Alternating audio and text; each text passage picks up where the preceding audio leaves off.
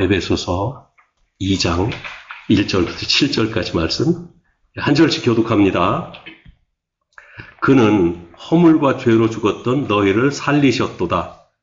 그때 너희는 그 가운데서 행하여 이 세상 풍조를 따르고 공중의 권세 잡는 자를 따랐으니 곧 지금 불순종의 아들들 가운데서 역사하는 영이라.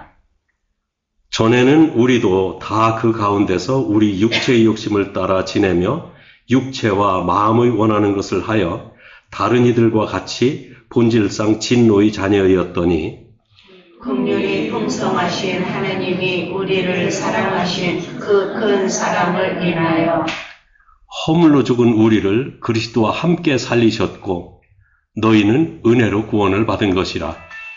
또 함께 일으키사 그리스도 예수 안에서 함께 하늘에 앉으시니 다 같이 이는 그리스도 예수 안에서 우리에게 자비하심으로써 그 은혜의 지극히 풍성함을 오는 여러 세대에 나타내려 하시니라.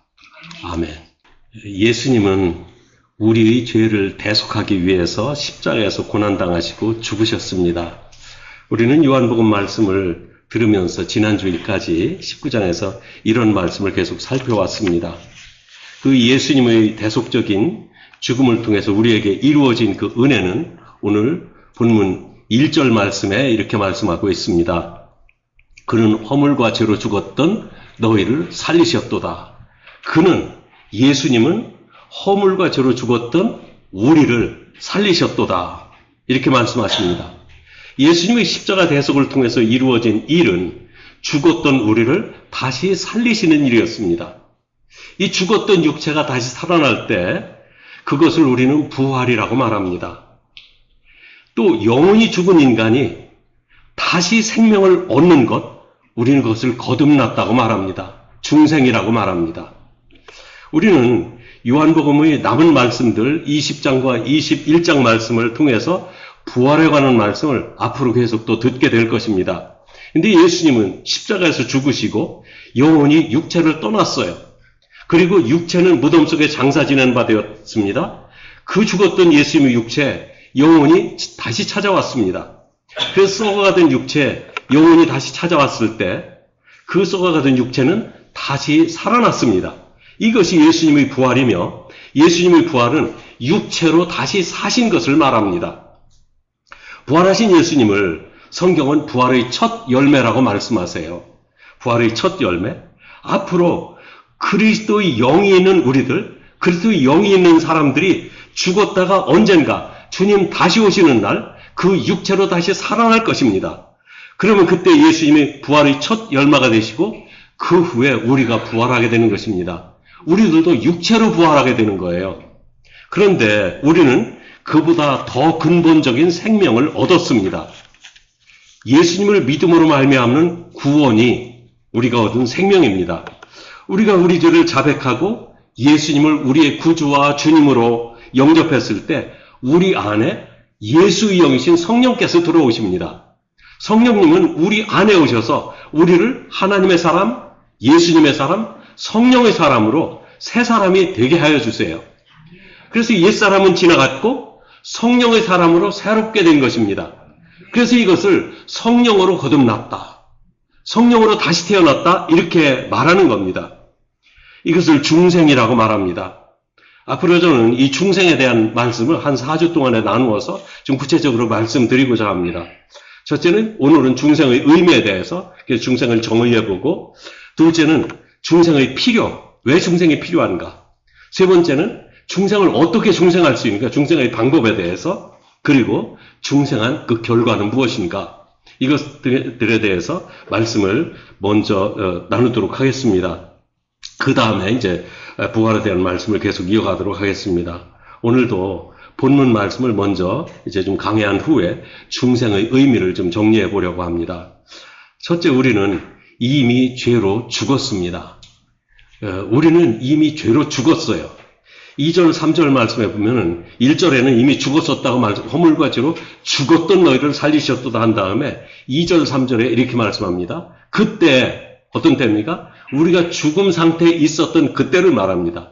그때 너희는 그 가운데서 행하여 이 세상 풍조를 따르고 공중의 권세 잡은 자를 따랐으니 곧 지금 불순종의 아들들 가운데 역사하는 영이라. 전에는 우리도 다 그 가운데서 우리 육체의 욕심을 따라 지내며 육체와 마음이 원하는 것을 하여 다른 이들과 같이 본질상 진노의 자녀였더니. 이렇게 말씀합니다.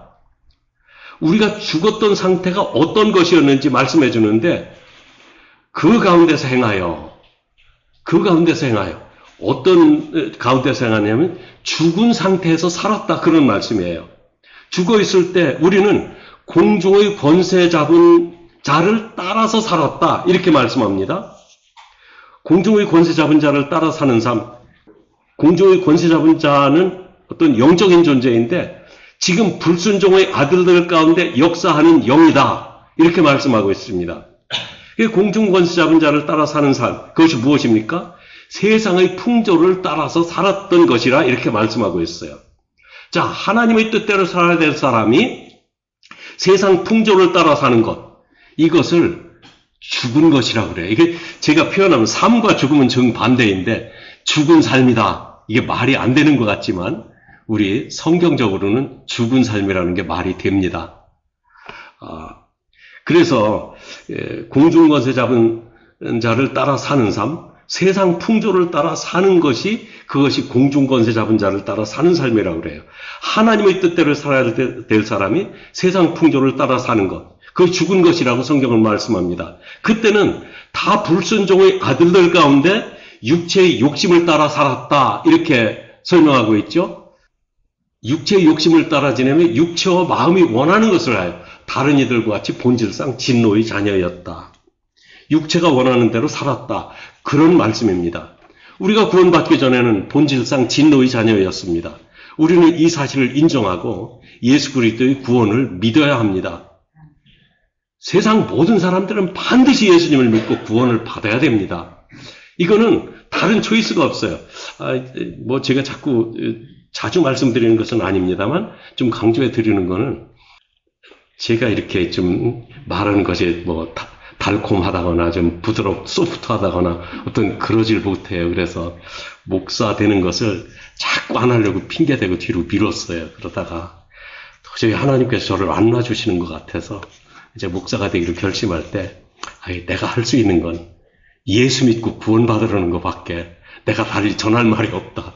그래가지고 제 말씀 들으면 비교적 이런 얘기밖에 없어요. 좀 멋있는 어떤 세상 상황에 대한 이야기가 별로 없고 또 어떻게 좀 성공하는 삶을 살아야 될까 그런 얘기도 별로 없고 그래서 예수 믿고 구원받으라는 얘기만 자꾸 나와서 혹시 지루할지도 모릅니다.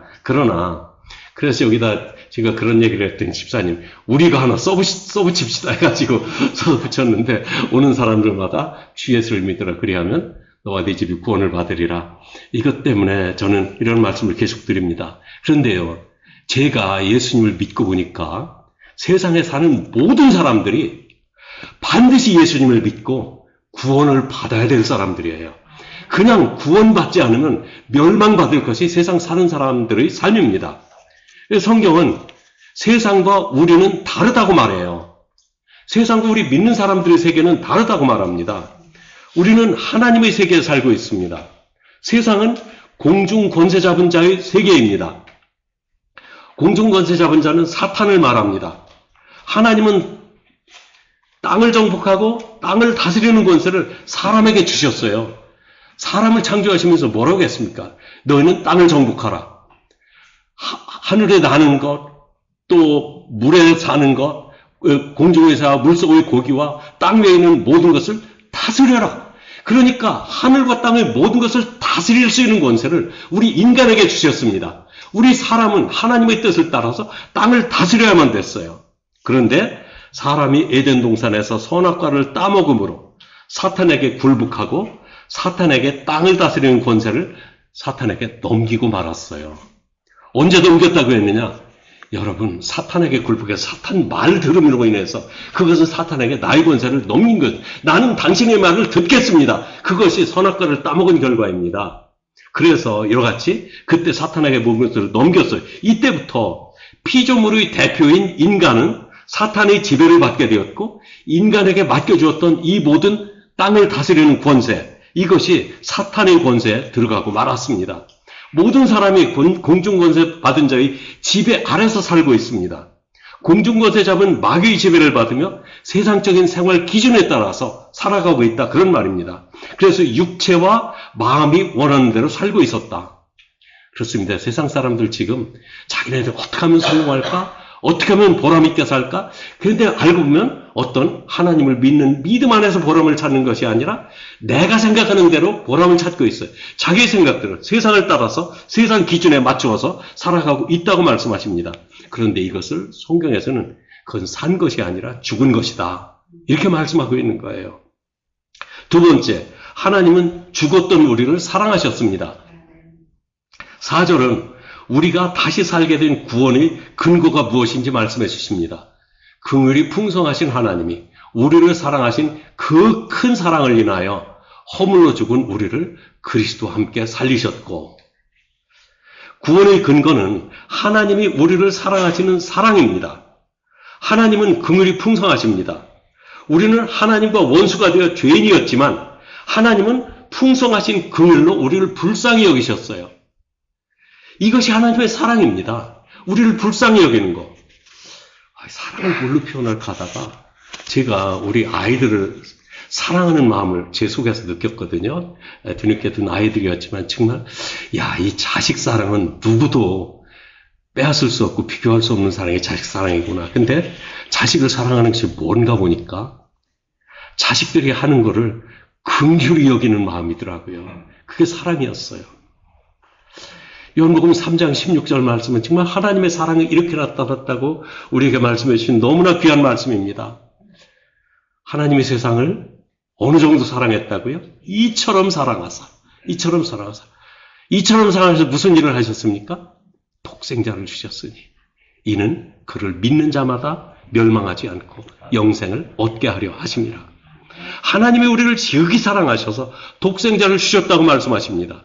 하나님의 독생자 예수님은 이 세상에 오셔서 우리를 구원하기 위해 십자가에서 죽임을 당하셨어요. 이것이 이 십자가를 하나님의 사랑이라고 말하는 이유입니다. 여기 나무 십자가가 하나님의 사랑이라는 말이 아니라 우리가 지금 자꾸 우리가 십자가를 연상하기 위해서 우리는 십자가를 중심에 두고 있습니다만 십자가는 하나님의 사랑이다, 이렇게 말하는 이유가 예수님을 십자가에 달려 죽게 하셨기 때문입니다. 이게 조건 없이 사랑하시는 것을 은혜라고 말합니다. 세 번째, 우리를 살리는 방법은 그리스도와 함께 살리는 것입니다. 우리가 독자적으로 살지 못합니다. 예수님과 함께 사는 것입니다. 5절 6절 말씀을 보면 허물로 죽은 우리를 그리스도와 함께 살리셨고 너희는 은혜로 구원을 받은 것이라.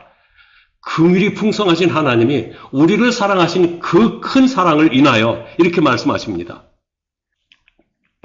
그리스도와 함께 살리셨고 그리스도와 함께 일으키셨다, 이렇게 말씀하셨는데, 일으키셨다는 말씀은 rise, Christ is risen, 그러면 예수님이 부활하셨습니다, 이 말입니다. 근데 부활하셨다는 말씀이 사실 rise라는 말씀은 이렇게 눕혀졌던 걸 일으켜 세우는 것을 말하잖아요. 그런데 죽음에서 살리신 것을 말합니다. 그래서 허물과 죄로 죽었던 우리를 그리스도와 함께 살리셨다고 그랬어요. 그래서 6절 말씀에는 그리스도와 함께 일으키셔서 예수 안에서 함께 하늘에 앉히셨다. 아니, 우리가 함께 그리스도와 함께 하늘에 앉았다고 말합니다. 여러분 지금 하늘에 앉아 계십니까? 교회 의자에 앉아 계시잖아요. 우리는요, 우리 눈에 지금 보이지 않지만 예수님과 함께 하나님 앞에 앉아 있습니다. 그리스도께서 우리 죄를 위해 죽으시고 우리를 살리기 위해서 부활하셨습니다. 우리를 구원하시는 방법을 하나님은 그리스도의 대속적인 죽음을 통해서 성취하신 거예요. 그런데 5절 말씀에 보면 이렇게 괄호로 표시한 데가 있죠. 허물로 죽은 우리를 그리스도와 함께 살리셨고, 그리고 괄호에 놓고 너희는 은혜로 구원을 받은 것이라. 이 말씀을 덧붙였는데, 그리스도와 함께 살리시는 것은 우리가 어떻게 해서 구원을 받았는지 그 방법을 알려주지만 그 방법으로만 구원받는 것이 아니라 구원의 더 근본적인 원인이 있다고 말씀하세요. 그것은 하나님의 은혜였다고 말씀하십니다. 하나님의 은혜가 아니었다면 너희가 그리스도와 함께 다시 일어날 수가 없었다는 말씀이에요. 우리가 구원받은 것은 어떤 방법 때문이 아닙니다. 예수님이 십자가에서 우리의 모든 죄를 지시고 죽으신 것, 예수님의 자의적 결단이 아닙니다. 하나님의 은혜였습니다. 예수님이 나의 죄 때문에 죽으신 것을 내가 믿게 된 것도 내가 깨달았기 때문에 믿게 된 것이 아닙니다. 그것을 알게 된 것도 하나님의 은혜였습니다.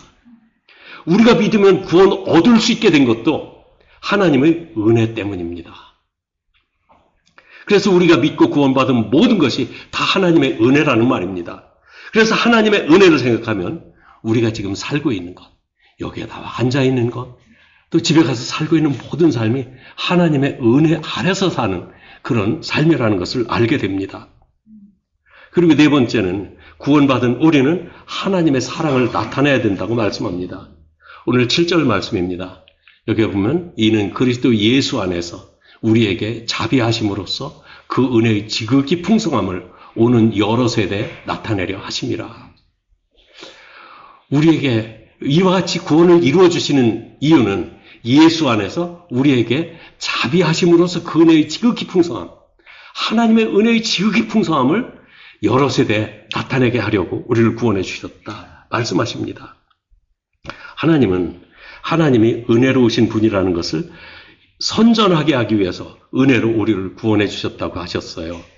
하나님은 우리가 받은 은혜가 너무나 크고 중요하기 때문에 이 은혜가 널리 알려지기를 원했고 많은 사람들이 이 사실을 알고 하나님 앞에 오기를 원하셨던 것입니다. 그래서 더 많은 사람들이 하나님의 은혜 아래 들어오기를 바라시는 것입니다. 그 은혜의 풍성함을 나타내기 위해서 가져야 될 신앙의 자세는 첫째, 내 자신이 구원받은 사실 때문에 흔들리지 않는 신앙을 가져야 된다는 것입니다. 흔들리지 말아야 돼요. 그리고 이 중생의 의미를 분명하게 알고 거듭남의 의미를 확실하게 알면 우리는 흔들리지 않는 믿음을 가질 수 있습니다. 둘째는 성경 말씀이 하나님의 말씀인 것을 믿어야 합니다. 성경에 기록된 말씀만이 하나님의 말씀입니다. 하나님의 사랑과 은혜를 알고 나니까 우리의 생각으로 이해할 수 없던 사건들도 믿을 수 있게 되는 거예요. 이제 중생의 교리, 오늘 첫 번째 시간으로 중생의 의미, 중생을 정의해 보려고 합니다. 긴 시간 걸리지 않을 것입니다. 먼저 제가 어느 책을 보고 저의 표현으로 좀 표현한 이 중생의 정의에 대해서 좀 먼저 읽고서 그것을 하나하나 풀어서 좀 설명을 드리겠습니다. 여기 This is the definition of born again. Please read together now. 같이 또박또박 같이 읽으시겠습니다. 시작. 죄와 허물로 죽었던 영혼이 성령의 책망하시는 역사를 힘입어 그리스도의 완성된 십자가 구원에 의해 믿음을 통하여 하나님의 가족의 이론으로 출생하여 영원한 하나님의 생명에 참여하게 되는 것. 이게 중생입니다. 이게 거듭남이에요. 죄와 허물로 죽었던 영혼이 성령의 책망하시는 역사를 힘입어 그리스도의 완성된 십자가 구원에 의해 믿음을 통하여 하나님의 가족의 이론으로 출생해서 영원한 하나님의 생명에 참여하게 되는 것. 이걸 중생이라고 말합니다. 자, 하나씩 보십시다. 첫째, 죄와 허물로 죽었던 영혼이. 이 말씀은 아까 읽었던 에베소 2장 1절에 그는 허물과 죄로 죽었던 너희를 살리셨도다. 이렇게 말씀하십니다. 하나님의 생명에서 분리된 모든 영혼은 죽은 영혼입니다. 하나님과 관계가 분리됨으로써 하나님에게서 단절된 상태, 하나님과의 관계가 끊어진 상태를 죄라고 말합니다. 성경에서는. 죄란 하나님을 믿지 않는 것이며 죄의 결과는 하나님과의 관계를 단절시킵니다. 자, 여기 이사야서 59장 1절 2절 말씀, 이 말씀을 찬찬히 같이 읽어보시겠습니다. 시작. 여호와의 손이 짧아 구원하지 못하심도 아니요 귀가 둔하여 듣지 못하심도 아니라 오직 너희 죄악이 너희와 하나님 사이를 갈라놓았고 너희 죄가 그의 얼굴을 가리어 너희에게서 듣지 않으시게 함이니라. 하나님의 손이 짧다는 말은 하나님의 손은 하나님의 능력을 나타내는 거거든요. 하나님의 능력이 없어서 우리 구원해 주지 못하는 게 아니다. 우리의 죄가 하나님과 우리의 사이를 갈라놓았기 때문에 하나님께서 우리에게 미치지 않는 것이다. 그것을 말씀하고 있습니다. 두 번째는 성령의 책망하시는 역사를 힘입어 그 부분에 대해서 살펴보겠습니다. 성령의 역사가 없으면 우리가 죄인이라는 거 깨달을 수가 없습니다. 하나님이 우리를 구원하신 것도 우리가 이해할 수가 없습니다. 많은 사람들이 성령의 역사를 힘입지 못해서 하나님께로 오지 못하고 있어요. 그분들을 위해서 우리가 많이 기도하고 기회를 많이 주어야 됩니다. 요한복음 16장 7절부터 11절까지 있는 긴 말씀인데 그 중에서 8절, 9절 말씀만 같이 읽어보시겠습니다. 다 같이 시작. 그가 와서 죄에 대하여, 의에 대하여, 심판에 대하여 세상을 책망하시리라. 죄에 대하여라 함은 그들이 나를 믿지 아니하며. 아멘. 그는 성령님을 말합니다. 성령이 오셔서 죄가 무엇인지 알도록 책망하신다고 그랬어요. 용서받을 수 없는 죄는 하나님을 믿지 않는 죄라고 그랬습니다. 나머지 죄의 행위들은 하나님을 믿지 않기 때문에 일어나는 죄의 결과들입니다. 근본된 죄악은 하나님을 믿지 않고 하나님과 분리되었다는 것, 이것이 인간이 가지고 있는 가장 큰 죄고 이것 하나만이 진짜 죄입니다. 나머지 우리들이 뭐 간음하고 도둑질하고 살인하고 이거는 우리가 하나님과 분리되었기 때문에 그걸로 말미암아 파생되는 죄의 열매들이라는 말씀입니다. 죄의 열매들 살인하지 않는다고 죄가 없어지는 거 아닙니다. 간음하지 않았다고 죄가 없어지는 거 아닙니다. 근본적으로 하나님께 돌아오면 그때부터 우리들은 죄를 이길 수 있게 되는 것입니다. 이것이 죄에 대한 성경의 정의입니다. 그 성령은 죄를 깨닫게 하시고 자신을 죄인이라고 고백하게 하십니다. 자, 세 번째, 그리스도의 완성된 십자가 구원에 의해 이렇게 했는데 그리스도의 완성된 십자가 구원에 의해 십자가는 우리 구원을 완성하신 십자가예요. 그리고 십자가는 인간의 죄를 대속하기 위한 구원의 완성입니다. 그 십자가에서 화목제물이 되신 그리스도의 피가 우리를 하나님과 화목의 관계를 이루게 하셨어요. 요한일서 2장 2절에 보면 이렇게 말씀합니다. 같이 읽읍시다. 그는 우리 죄를 위한 화목제물이니 우리만 위할 뿐 아니요 온 세상의 죄를 위하심이라. 하나님을 믿지 않으므로 우리와 하나님의 관계는 원수관계가 되었습니다. 성경이 증언합니다. 이 원수관계를 화목의 관계를 회복하지 않으면 우리는 죽은 상태로 인생을 끝내야 됩니다. 죽은 상태로 인생을 끝나면 둘째 사망에 들어간다고 그랬죠. 근데 성경은 그 둘째 사망이 지옥에서의 삶이라고 말합니다. 이 2차 세계대전이 벌어졌을 때 미국의 입장에서 일본은 적입니다. 적은 원수입니다. 일본 사람들은 참 예절 바른 사람들이에요. 부모를 공경할 줄 알고 자식을 사랑할 줄 알고 참 친절하고 민족을 사랑하는 애국자들입니다. 그런 일본인들이라 할지라도 미국과의 관계에서는 원수입니다. 왜냐하면 이미 적대 관계에 들어갔기 때문입니다. 이와 같이 모든 사람이 하나님을 배신하고 살 때 모든 사람은 하나님의 원수일 수밖에 없습니다. 그 사람이 인간적으로 선량한 사람이라 해도 그는 하나님과 원수가 되었기 때문입니다. 하나님과 원수가 된 사람들은 모두 죄인들입니다. 모든 사람이 하나님과 화목하지 않으면 멸망합니다. 네 번째 문단, 믿음을 통하여 하나님의 가족의 일원으로 출생하여. 이 참 새롭게 태어나는 거예요. 믿음을 통해서 하나님의 가족의 일원으로 출생하여. 자, 하나님의 은혜가 있고 이제는 믿음이 있습니다. 그 에베소서 2장 8절에 이렇게 말씀합니다. 우리가 잘 아는 말씀인데 2장 8절 상반절입니다. 같이 읽읍시다. 시작. 너희는 그 은혜에 의하여 믿음으로 말미암아 구원을 받았으니. 예. 하나님의 은혜에 의해서 우리의 믿음으로 말미암아 구원을 받았습니다.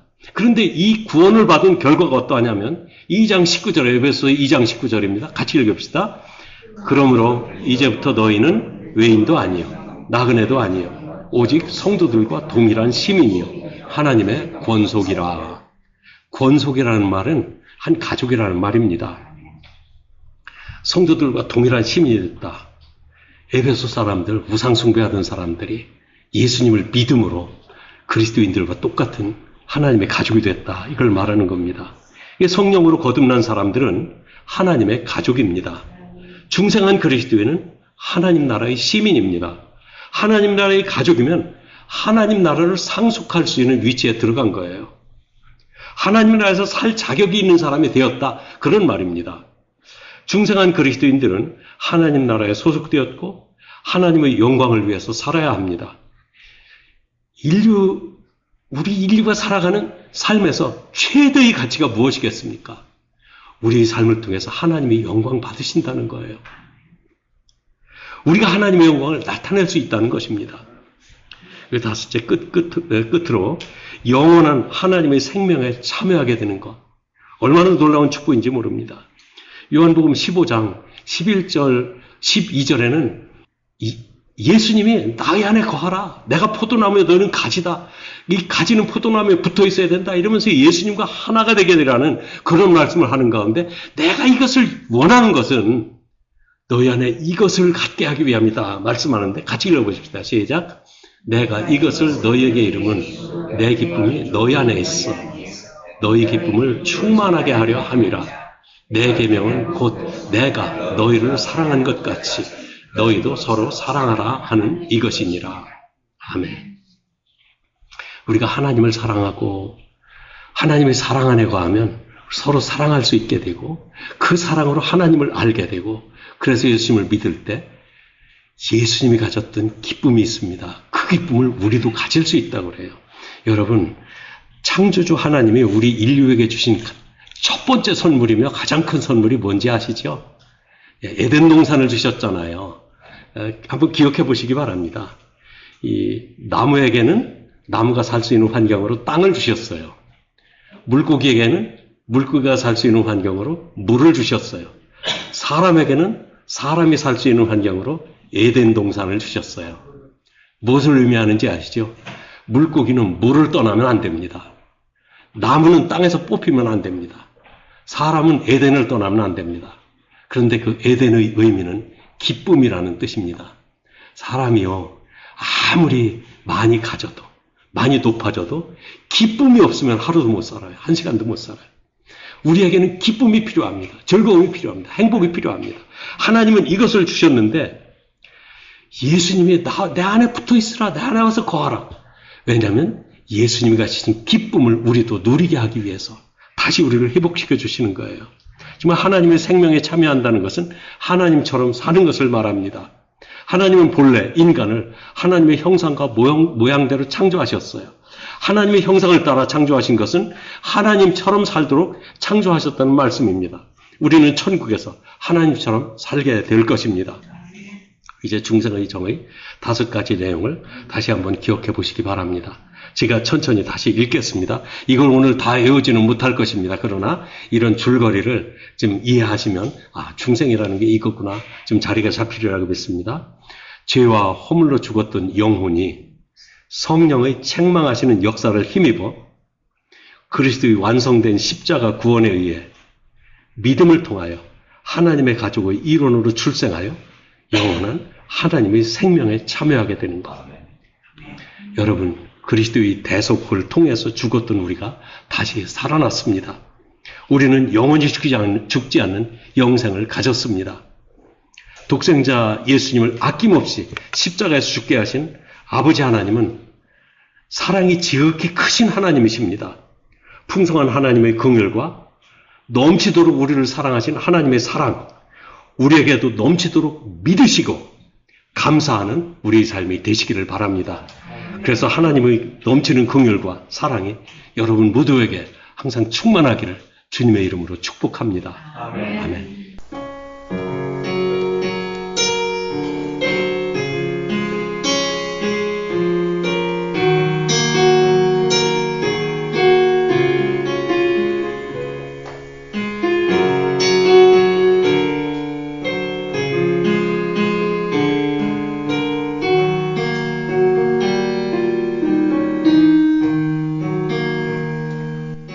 사랑 목자